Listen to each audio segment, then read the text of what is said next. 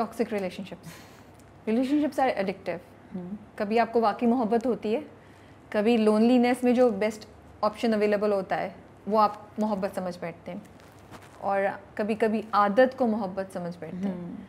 फिर इन सब प्रोसेस में जो नेगेटिव चीज़ें हो रही होती हैं, जो टॉक्सिसिटी होती है, आप उसको इग्नोर कर देते हैं या एक डिल्यूजन में चले जाते हैं कि नहीं नहीं। How do you get out of this kind of relationship जो बहुत टॉक्सिक हो, या बहुत टॉक्सिक नहीं भी हो लेकिन आपको डीप डाउन पता चल रहा हो, ड्रेन कर रहा हो कि इवेंचुअली गिरेगा इस पे, यू नो, कुल्हाड़ी गिरेगी इस रिलेशनशिप पे, बस चल ना कुछ होगा। बिकॉज कितने अरसे तक, स्पेशली आजकल की जो जनरेशन है, वो कितने अरसे तक अपने हक को जाने देगी। Eventually you do stand up, you know. लेकिन वो जो प्रोसेस है, जब आप फंसे हुए और आपको लगता है वो ये मोहब्बत है और मोहब्बत के लिए मैं कुछ भी कर लूँगा या कर लूँगी, और टॉक्सिसिटी को बर्दाश्त किए जा रहे हैं, how do you move out? Anything that you can share? सबसे पहले तो ये कि जो मेरी अपने पार्टनर से जो अटैचमेंट होगी वो कैसी होगी, वो बचपन में तय हो जाता है। जो मैं बार बार कहती हूँ ना कि पेरेंटिंग को सीरियसली लें, हमारे अटैचमेंट स्टाइल्स बचपन में बनते हैं। अटैचमेंट एंग्शियस भी होती है, सिक्योर भी होती है, अवॉइडेंट भी होती है।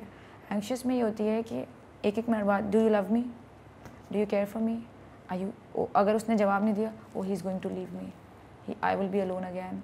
और ये क्या है? ये एंग्शियस अटैचमेंट है। अवॉइडेंट में ये है कि जब कॉन्फ्लिक्ट है, कुछ है, वो डिस्टेंस पे चले जाते हैं, साइलेंस एंड डिस्टेंस।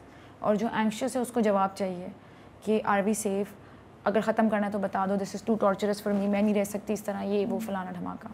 तो बार बार जो मैं अटैचमेंट स्टाइल्स पर आती हूँ कि जब बच्चे सिक्योरली अटैच होते हैं अपने पेरेंट्स से, जो बच्चे सिक्योरली अटैच होते हैं वही सिक्योर अटैचमेंट अपने पार्टनर से बनाते हैं। जो बच्चे एंग्शियसली अटैच हैं, एंग्शियस अटैचमेंट कब बनती है? कभी माँ है, कभी नहीं है, कभी माँ है, कभी नहीं है, कभी माँ प्यार कर रही है, कभी नहीं कर रही, कभी इज़्ज़त दे रही है, कभी नहीं दे रही।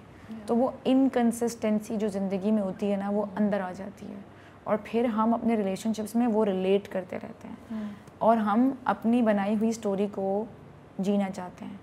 अगर मेरे दिमाग ने ये सोचा हुआ है that Iram is going to end up alone, I am not worthy of love, I am not worthy of care, because मेरी माँ ने अगर मुझे केयर और लव नहीं दिया तो और कौन देगा? तो मैं वही रीइंफोर्स करूँगी। वो मेरे 50 मैसेजेस का जवाब देगा, मैं वो इग्नोर कर दूँगी। एक बार जवाब नहीं देगा, मैं उसको पकड़ के बैठ जाऊँगी कि ये तो मेरी कदर ही नहीं करता, ये तो मेरी इज़्ज़त ही नहीं करता, ये तो मुझे छोड़ना चाहता है, ये मेरे साथ रहना ही नहीं चाहता, ज़रूर ये किसी और से बातें कर रहा है, ठीक है ना। So your mind will play the story. तो सबसे पहले जो मैं बार बार कहती हूँ ना, come understand yourself, understand your attachment styles before you get into relationships. और अगर ये बहुत मुश्किल है आप लोगों के लिए, and if you can afford, तो अपनी कपल्स काउंसलिंग कराएं। कपल्स काउंसलिंग नहीं करा रहे, अपनी काउंसलिंग कराएं, अपने आप को जाने पहचानें कि मैं ये क्यों करती हूँ, मैं क्यों इतना ओवर थिंक करती हूँ, ये क्यों मेरे पैटर्न में है कि मैंने नेगेटिव ही सोचना है। अब जो अवॉइडेंट वाले होते हैं वो सप्रेस करते हैं, वो शट डाउन करते हैं कि मैंने अपने इमोशंस किसी को नहीं दिखाने, क्योंकि मैंने जब भी अपने इमोशंस दिखाए हैं प्रॉब्लम ही हुई है। उनके तो पेरेंट्स अवेलेबल ही नहीं थे, तो फिर वो ये निगलेक्ट के बाद ये सीखते हैं कि nobody is interested in my emotions, nobody wants to know कि मैं क्या फ़ील करता हूँ, और मुझे तो एक स्ट्रॉन्ग इंडिपेंडेंट बन के रहना है। और वो हाइपर इंडिपेंडेंट हो जाते हैं। उनको लव और केयर मिल रही होगी ना, वो धक्के दे रहे होते हैं कि मत आओ मेरी ज़िंदगी में, क्योंकि उनको लगता है कि अगर मैं किसी पर डिपेंडेंट होने लगा, वो बंदा मुझे छोड़ के चला जाएगा। तो वो इंडिपेंडेंट रहना चाहते हैं, हाइपर इंडिपेंडेंस होगी, हर काम अपना खुद करना चाहेंगे, मैं ये भी कर लूँगा, मैं वो भी कर लूँगा, मुझे किसी की I don't need anyone, I don't need anyone. उनका ये होता है classic, I don't need you. उनके रिलेशनशिप में भी ये मैसेज बार बार आएगा, I don't need you, you are not needed. वो बार बार आपको ये फील कराते हैं, और फिर अगला बंदा फील करता है कि इसको तो मेरी ज़रूरत ही नहीं है। तो अपने मैसेजेस पे, अपने आप पे रिफ्लेक्ट करें कि, और उनको चाहिए क्या होता है? कनेक्शन। दोनों को क्या चाहिए? कनेक्शन। ह्यूमन बींग्स को क्या चाहिए? कनेक्शन। लेकिन कम्युनिकेट क्या हो रहा है? कुछ और। My last question, why is couple counselling important in today's age and time?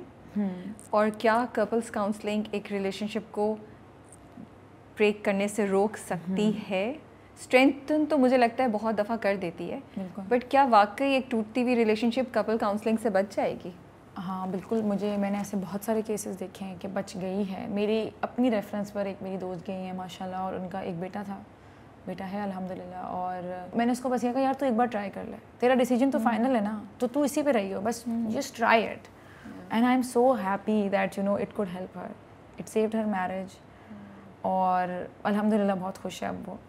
Couples counselling में ये जो होता है, जब भी मैं तकरीर कर रही थी अटैचमेंट स्टाइल पर, वो आपको वो समझाएंगे, वो आपके शौहर का ट्रॉमा देखेंगी सारा कि ये कहाँ से आया है, इसका क्या बैगेज है, ये क्यों सर्टेन वे में रिएक्ट करता है। जब हम रिलेशनशिप में होते हैं ना, तो जो बेचारे हमारे आम लोग हैं जिनका मेंटल हेल्थ से कोई वो ताल्लुक़ नहीं होता, उनको ये समझ नहीं आती कि अगर जैसे एंगर इश्यूज़, आधे मर्दों के एंगर इश्यूज़ हैं, आधे मर्दों का अवॉइडेंट है कि मैंने बात ही नहीं करनी, मैंने कमरे में लॉक हो जाना है या मैंने घर छोड़ के चले जाना है। जब लड़ाई हो रही है घर में, they just leave the house, they want to run away. 2 coping mechanisms हैं। तो वो आपको कोपिंग मैकेनिज़्म समझ आते हैं कि वो भाग भी रहा है तो वो इसलिए भाग रहा है क्योंकि उसके अपने इमोशंस इतने ओवरवेलमिंग हैं कि वो चाहता नहीं है वो कोई ऐसा कुछ बात कर दे या कुछ ऐसा एक्ट कर दे कि वो बाद में रिग्रेट करे। दे स्कैर्ड ऑफ देमसेल्व्स। और हमें क्या लग रहा होता है, इसको तो कुछ सॉल्व ही नहीं करना, ये तो बस भाग जाता है हर वक्त। और तो they will teach you to understand your partner's pattern and they will teach your partner to understand your pattern. And फिर आपको अपने पैटर्न्स भी समझ आते हैं कि यार मैं कितनी ज़्यादती कितनी चीज़ों में कर रही हूँ, या मैं कितना गलत या कितना बुरा उसको समझती हूँ, इतना गलत और बुरा वो है नहीं। तो वो एक दूसरे का आपको एक्सप्लेन करते हैं एज अ थर्ड पर्सन, और उसमें सही गलत का फैसला नहीं होता। अगेन जो मैंने कहा ना कि बहुत सारे लोग इस चीज़ पे आके फंस जाते हैं, राइट और रॉन्ग पे, और फिर वो अपनी शादियां ख़राब कर लेते हैं कि कौन सही है कौन गलत है। अच्छा, एक लास्ट चीज़ कि कपल काउंसलिंग ज़रूरी नहीं है कि जब आपको लगे कि ओ अब हमारी रिलेशनशिप ब्रेक होने वाली है या हमें डाइवोर्स होने वाली है, बहुत पहले से भी तो लोग मैं इस बात को बहुत एडवोकेट करना चाहती हूँ कि अगर आपको लग रहा है कि आपकी रिलेशनशिप में इश्यूज़ हैं, अभी कोई डाइवोर्स से बात नहीं हुई, सेपरेशन या उससे बात नहीं है, लेकिन मुसलसल you are feeling there something missing, कोई आप लोगों के झगड़े बहुत ज़्यादा हो रहे हैं, आपको ये लगता है कि the other person is not understanding my point of view, you are feeling frustrated in your marriage, I think before it reaches to the point कि जहाँ आप अलहदा होने का सोचने लगें, उससे पहले आप इतने उस पे कपल्स काउंसलिंग स्टार्ट कर लेनी चाहिए। इसमें पता है, मैंने एक कपल्स काउंसलर आई थी मेरे पास, मैंने उनका इंटरव्यू किया था, और मैंने एक नई चीज़ सीखी कि there is pre marriage counselling also. Okay. कि वो मुझे इतनी अच्छी चीज़ लगी कि जो और उन्होंने दो बातें करी थी कि जो फेथ आ जाता है ना, जहाँ पर आपका फेथ है, और एक और बात की थी वैल्यूज़, फंडामेंटल ज़रूर चेक करें कि हलाल हराम में अगर कोई सीरियस है या नहीं, कि अगर if you are also okay with it तो फिर ठीक है, लेकिन अगर आप बहुत क्लियर हैं और अगला बंदा नहीं है तो ये पूरी ज़िंदगी का मसला है। इसी तरह आपका फेथ जो है वो लोग कर लेते हैं शादी के बाद में हो जाएगा, लेकिन उस पर नहीं कॉम्प्रोमाइज़ किया जाता। तो अपने फेथ और फंडामेंटल्स चेक करें। दूसरा उन्होंने ये कहा कि even if you still not sure, जैसे आजकल लड़कियाँ बहुत वो होती हैं ना कि अभी तो ऐसे कर रहा है, पता नहीं बाद में करेगा या नहीं करेगा, तो प्री मैरिज काउंसलिंग कराएं। ओके।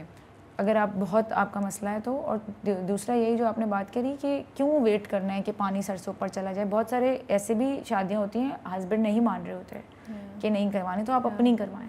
उसमें भी आपको बहुत क्लैरिटी मिलेगी about your self and you will get it. मेरे तो लगता है कि जब से मैंने थेरेपी शुरू कराई है ना, मेरे ज़िंदगी की रिलेशनशिप्स के हर चीज़ के मसले हल हो गए हैं, क्योंकि मुझे अपना आप समझ आने लगे हैं। तो ज़रूरी नहीं है कि बंदा भी साथ आएगा तो आपने इस जर्नी को शुरू करना है। अगर आपको लग रहा है कि यार मैं तंग आ गई हूँ, एक ही लड़ाई बार बार होती है, तो आप अपने आप के कंट्रोल में ना, आपका अपना आप है। जो काम शुरू करना है आपने अपने आप से करना है, जो ठीक करना है आपने अपने अंदर करना है। So you can start your journey now, don't wait for your partner to be on the same page.